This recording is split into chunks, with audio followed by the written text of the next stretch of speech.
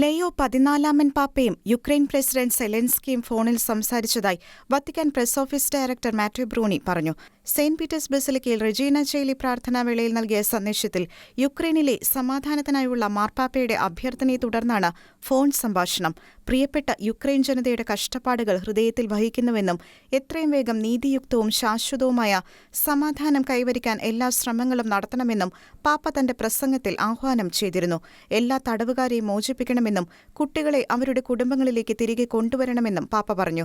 80 വർഷങ്ങൾക്ക് മുൻപ് മെയ് 8 രണ്ടാം ലോക മഹായുദ്ധത്തിന്റെ വലിയ ദുരന്തം 60 ലക്ഷം മരണങ്ങൾക്ക് കാരണമായതിനു ശേഷമാണ് അവസാനിച്ചതെന്ന് പാപ്പ അനുസ്മരിച്ചു. യുക്രൈൻ, ഗാസ, ഇന്ത്യ പാകിസ്ഥാൻ അതിർത്തി എന്നിവിടങ്ങളിലെ സംഘർഷങ്ങളുമായി ബന്ധപ്പെട്ട് പാപ്പ പ്രത്യേക പരാമർശങ്ങൾ നടത്തി. ഇനി ഒരിക്കലും യുദ്ധമുണ്ടാകരുതെന്ന് പാപ്പ അഭ്യർത്ഥിച്ചു.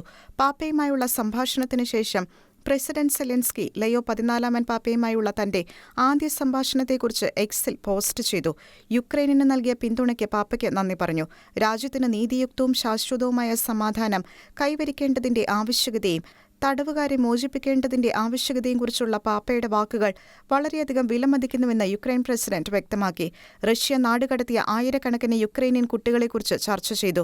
അവരെ അവരുടെ കുടുംബങ്ങളിലേക്ക് തിരികെ കൊണ്ടുവരുന്നതിൽ വത്തിക്കാന്റെ സഹായം യുക്രൈൻ പ്രതീക്ഷിക്കുന്നുവെന്ന് പ്രസിഡന്റ് കൂട്ടിച്ചേർത്തു. യുക്രൈൻ ഈ യുദ്ധം അവസാനിപ്പിക്കാൻ ആഗ്രഹിക്കുന്നുവെന്നും റഷ്യയിൽ നിന്ന് സമാനമായ നടപടികൾ പ്രതീക്ഷിക്കുന്നുവെന്നും അദ്ദേഹം പറഞ്ഞു.